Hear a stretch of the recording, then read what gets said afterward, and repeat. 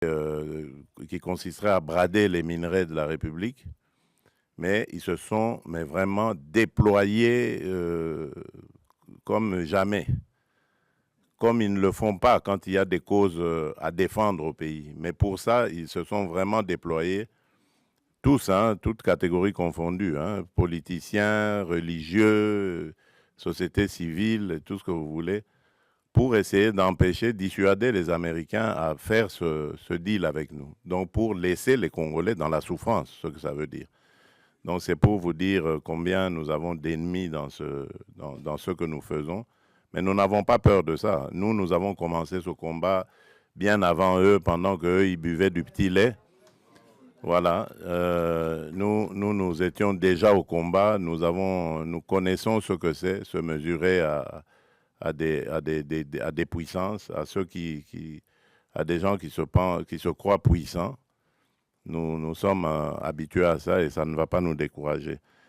Alors, tout ce que je peux vous dire, c'est par rapport à ce qui s'est passé hier. Vous pouvez suivre vous-même parce qu'il n'y avait pas de secret dans ce qui s'est passé. Je l'ai fait ouvertement.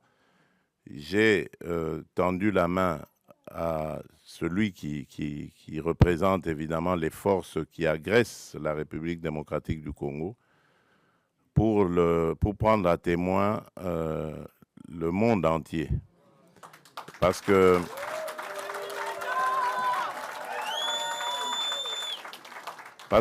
depuis un certain temps, vous ne le savez pas, c'est des batailles qui se passent dans les milieux diplomatiques. Vous n'êtes pas forcément toujours au courant, mais les initiés peuvent le savoir. Depuis un certain temps, on nous faisait passer, nous les victimes, comme étant des va-t-en-guerre, alors que c'est nous qui sommes agressés et que nous avions, en tant que victimes, le droit de nous défendre. Eh bien, mais dans ce droit que nous exercions de nous défendre, on commençait à vouloir nous présenter comme des gens qui ne voulaient pas la paix, qui voulaient la guerre. Et donc, moi, j'ai voulu montrer au monde entier que ce n'était pas vrai, que nous sommes les premiers à vouloir la paix. Et puisque nous voulons cette paix, ben, je tends la main maintenant pour dire, OK, alors, puisque vous dites que c'est nous qui voulions la guerre, ben maintenant je dis, nous voulons la paix, alors répondez à cela. Et vous avez vous-même suivi la réponse. Voilà.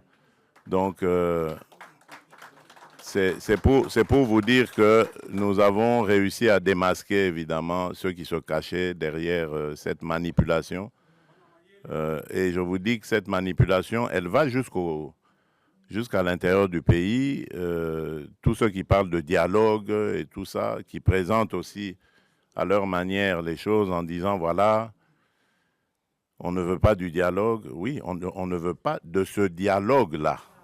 Oui, celui-là, on n'en veut pas. On veut d'un dialogue entre Congolais qui sont tous contre cette agression. La seule chose que je demande à ces gens qui veulent le dialogue, c'est d'abord de condamner l'agresseur, de le nommer clairement et de le condamner. Et là, alors, on va dire, ce sont des patriotes qui peuvent se mettre à nos côtés pour parler dialogue. On ne parle pas dialogue avec des émissaires des agresseurs, qui d'ailleurs, quand ils arrivent à la table des discussions, parlent que d'intérêts des agresseurs. Ils ne parlent pas d'intérêts des intérêts des Congolais. Il n'y a rien qui concerne les Congolais. Tout est tourné sur comment est-ce que on va. Alors ça, moi j'ai dit, ça n'arrivera plus, en tout cas à moins qu'on me dégomme, on me tue, mais tant que je serai vivant, ça n'arrivera pas.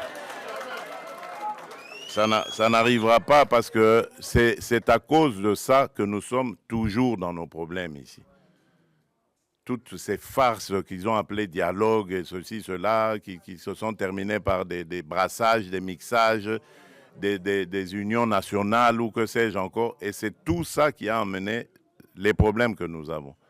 Et donc moi, j'ai dit plus jamais. Donc je veux bien qu'on discute des problèmes du pays parce que comme dans tous les autres pays, notre pays aussi a des problèmes. On peut en discuter, mais ça ne veut pas dire qu'il faut se terminer. Ça doit se terminer par des brassages, des mixages. On a introduit dans nos institutions des gens qui sont inféodés, des gens qui ont des nationalités douteuses, des choses comme ça. Ça, c'est... Alors, donc, nous voulons la paix. Ça, c'est très clair. Nous sommes les premiers à le dire depuis l'agression de 2022, quand elle a commencé. Nous voulons la paix. Parce que je peux vous dire que cette guerre nous coûte énormément.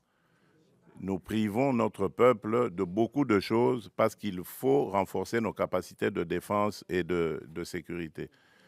Et si on peut éviter cela et consacrer quand même ce peu de ressources à continuer à faire, à développer le social du peuple, les infrastructures, l'agriculture et tout ça, mais je signe des deux mains. Donc c'est pour ça que je dis, la paix, je la veux de tout cœur, mais pas à n'importe quel prix, pas une paix factice qui va encore nous rejeter, nous remettre dans les travers du passé et encore nous amener des problèmes et des victimes innocentes dans notre pays. Donc c'est ça que je tenais à vous dire. Laissez parler les aigris, les ignorants, laissez-les parler. Nous savons ce que nous faisons et je peux vous garantir qu'à aucun moment je ne trahirai mon pays ni mon peuple. Et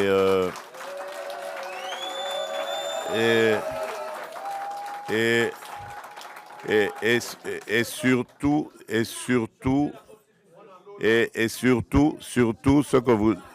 ce que vous devez savoir, faire la paix, ce n'est pas une faiblesse.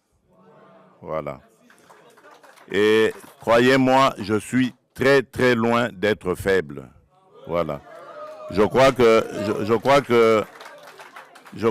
j'ai réussi à le prouver. J'ai réussi à le prouver à plusieurs reprises. Si aujourd'hui on parle sanctions, si aujourd'hui on parle dialogue, médiation, que ce soit